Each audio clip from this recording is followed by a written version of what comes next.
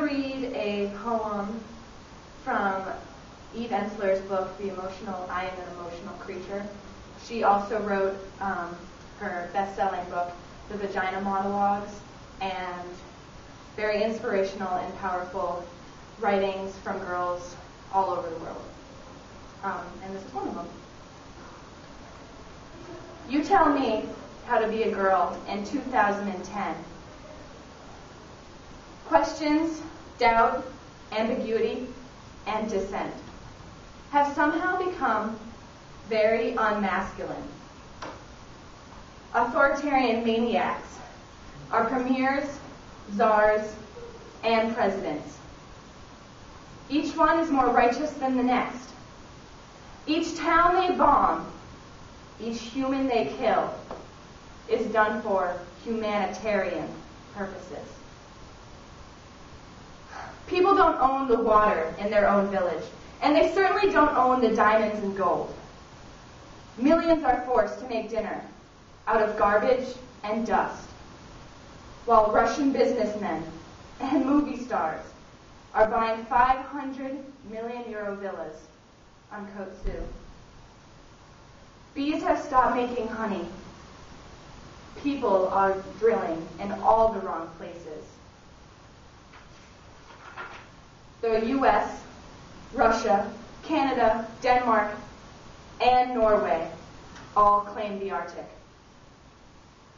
But none of them seem to care that the polar bears are drowning. They are fingerprinting and photographing our license and teeth. Big Brother is now on our phones, our pods, our PCs. Not one of us feels even a little safer. New Age mental health providers turn out to be former war torturers with beards. And the Pope, in a dress showing off his ermine trim and cuffs, is telling everyone that people kissing other people is the greatest evil. A woman running for U.S. vice president believes in creationism, but not global warming. Why is everyone so much more afraid of sex than Scud missiles? And who decided God wasn't into pleasure? And if the heteronuclear family is so great, how come everyone is fleeing it? Or paying their life savings just to sit in a room with a stranger and cry about it? The Iraq War cost nearly $3 trillion. I can't even count that high. But I know that money could have, would have, ended poverty in general, which would have canceled terrorism. How come we have money to kill, but no money to feed or heal? How come we have money to destroy, but no money for art and schools? The fundamentalists now have billion-dollar private armies. The Taliban is back, but never went away. Women are burned, raped, bludgeoned, sold, starved, and buried alive, and still don't know they're the majority. Water is clearly nearly running out, but even in the deserts, where there's serious drought, the golf courses are green and lush, and the swimming pools are full of water for the 12 rich people who might decide to come. Special people adopt hand-picked berries in faraway lands. Their flights there cost more than a baby's parents made this year. Why don't they just give it to them? Slavery is back, but it never went away. Just ask anyone who's been whipped how deep the legacy. 6 million dead in the Congo, and they never made the news. And don't tell me it doesn't have to do with color and minerals.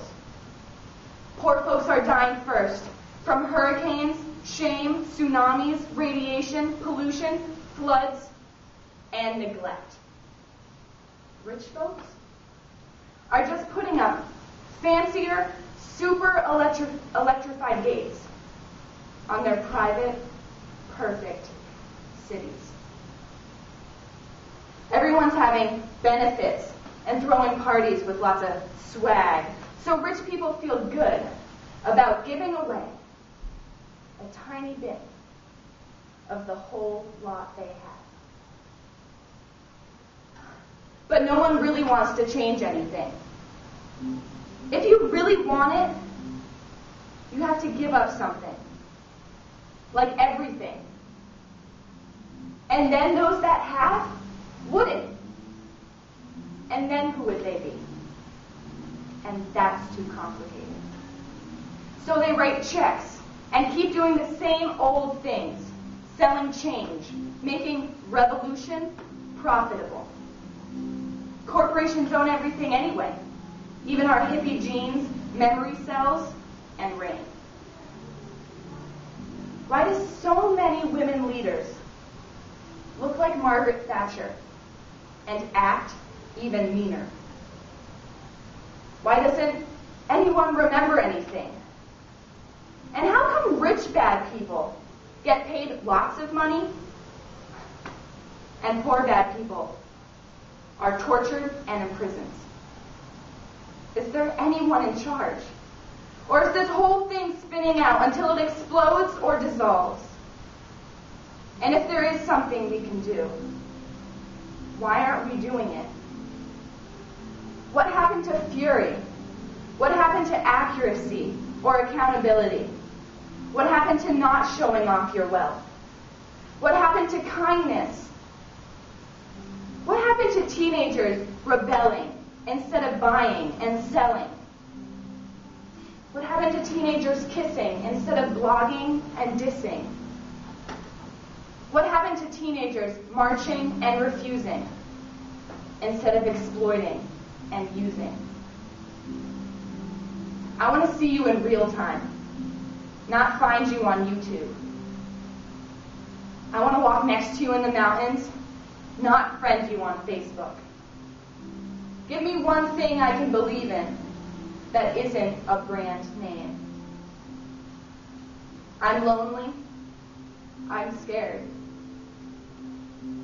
Most girls my age are taking pills, or getting out of bed, or eating, or starving, or getting nose jobs or implants, or getting cut, or twittering away, or covering themselves, or desperate for a way to be awake without faking, to be alive without freaking, to be serious, to be true, to even think of loving someone when we're already doomed.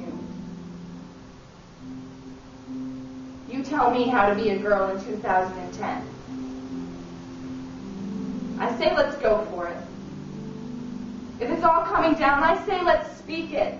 Let's fight it, let's write it. There's nothing to hold on to if it's already gone.